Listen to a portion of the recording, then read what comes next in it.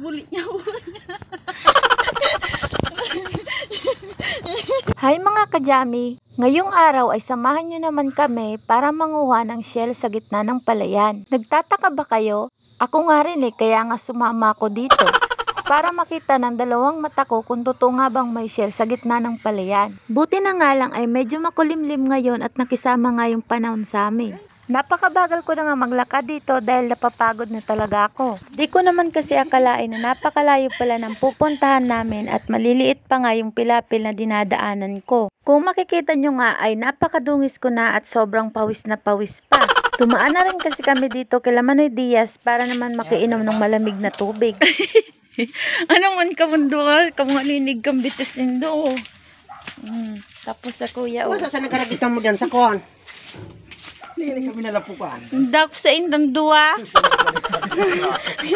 Yung pawis ko nga rin dito ay wala nang tigil sa kakatulong kaya naman yung pamunas kong dala ay basang-basa na. Dito na. Malipot pati.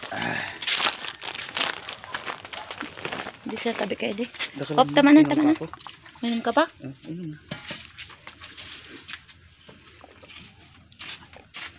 Hindi ka nagpararabas ng lapok mo.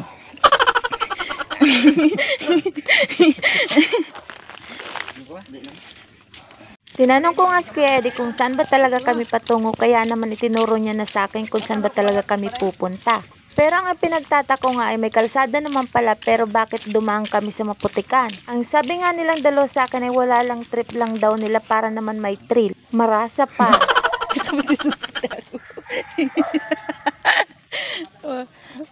Ora na supag-supag ini. Kung makikita nyo nga ay nakayapak pa rin ako kahit nasa kalsada na kami dahil hindi ko talaga masuot yung tsinelas ko dahil sa sobrang dula. Go.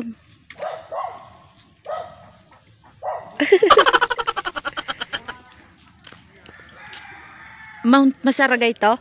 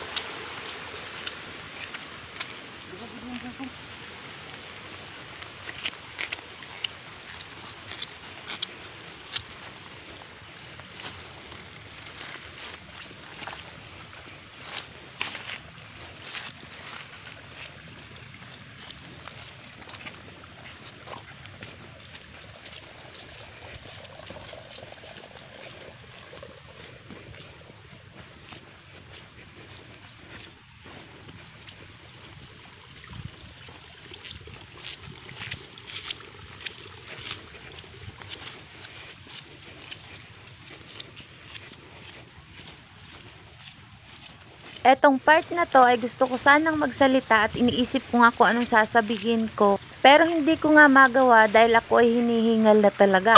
Isama mo pa nga yung nagmamadali ako dahil yung dalawang kasama ko ay nauna na naman.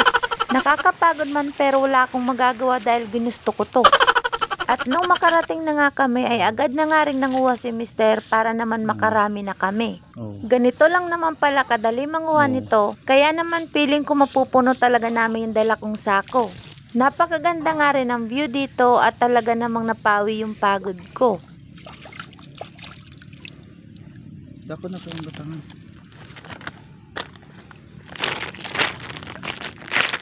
Uy, may durdara ko lao.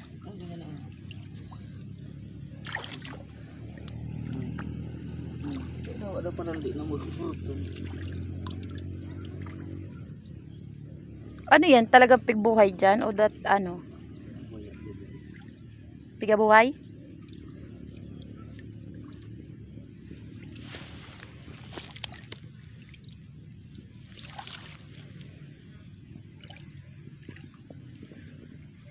Sayang sumayon.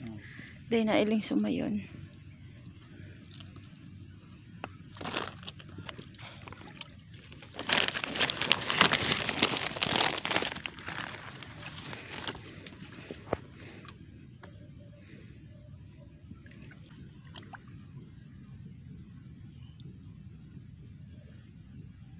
Kadakulo. Zara dayet sana. Buang iman din ako.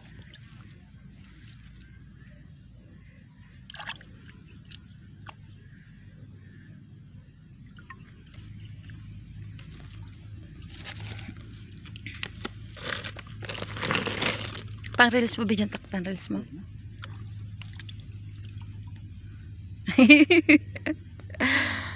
Kulay pa sa buko.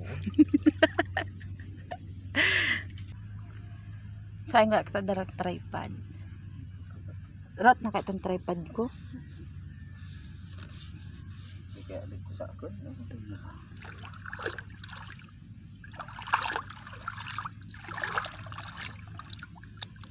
Hi guys.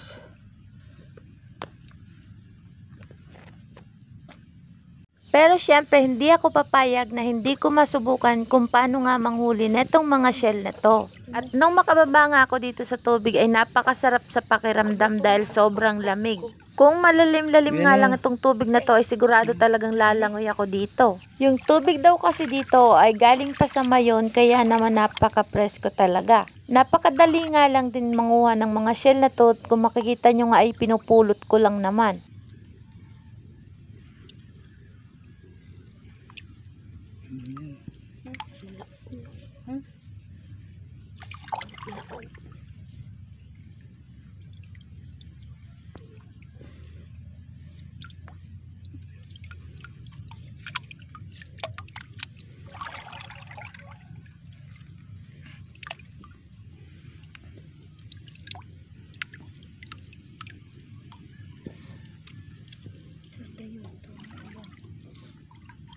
At nung makapulot nga ako ng 6 na piraso ay tuwang-tuwa ako dahil feeling ko ang galing-galing ko.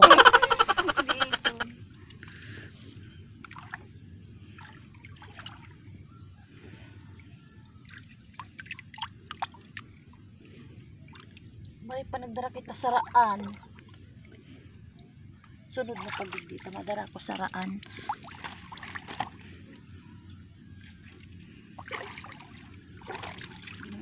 Nakumot na taga-sapa. Ayan dyan. Klase ng bugitis. Sayang nga lang at ayaw magpakita ni Mayon, kundi napakaganda sana ng view dito.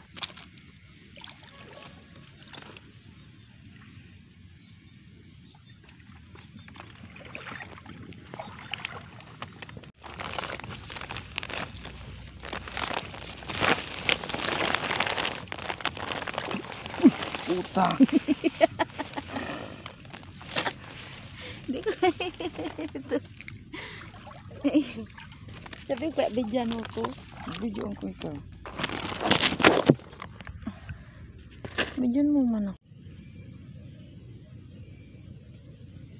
Kararo eh. Alarong baga na. Enggak man. Uyan pag-auliwan mo. Tupig paralid na. Itaabangan ko digdi. Buling labo.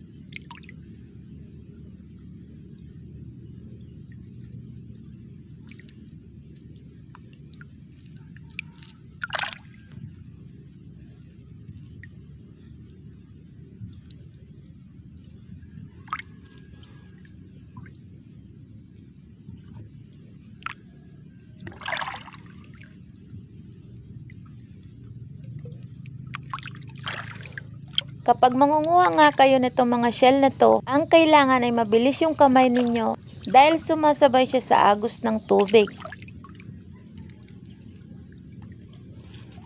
Piga paralid.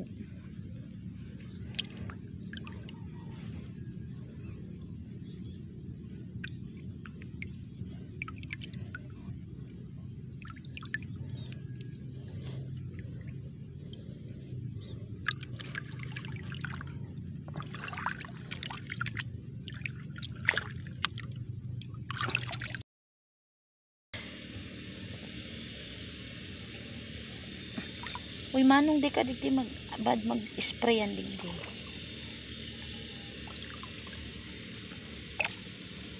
Ulang-ulang kita.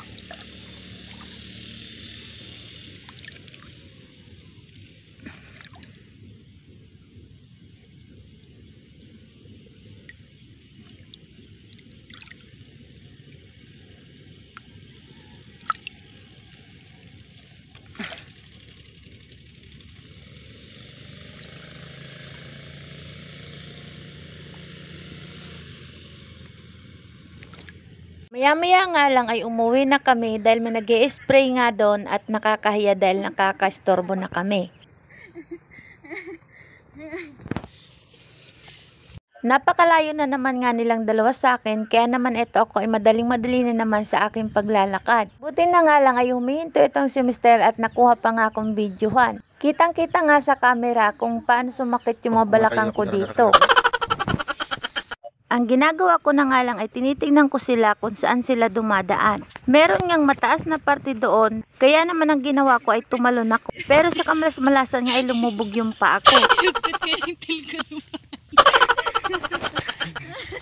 At nung pauwi na nga kami ay may nadaanan nga kaming kalabaw na nagbababad sa tubig. Nakakaingit nga tong kalabaw, kaya naman parang gusto ko na nga rin bumaba sa tubig at magbabad na nga rin doon.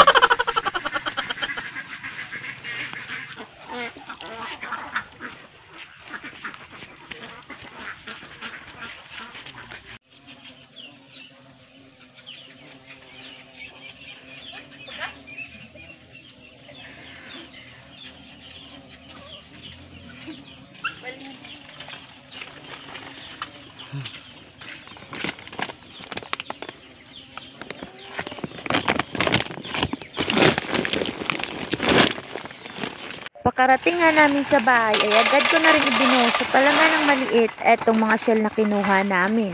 Huhugasan ko na kasi siya at ibababad na rin sa tubig para naman mailuwan niya yung mga buhangin na kinain niya. Kaya naman bukas pa to pwedeng lutuin at hindi nga pwede ngayon. Kahit nga yung bugito sa dagat na kinukuha namin ay ganun nga rin yung ginagawa namin. Binababad muna namin siya sa tubig tapos kinabukasan na namin niluluto. May mga naisama nga rin pala kami mga bato-bato dito kaya naman pinagtatanggal ko na isa-isa. Kaya naman hanggang dito na lang yung vlog ko at sana naman ay nagustuhan ninyo. Bye!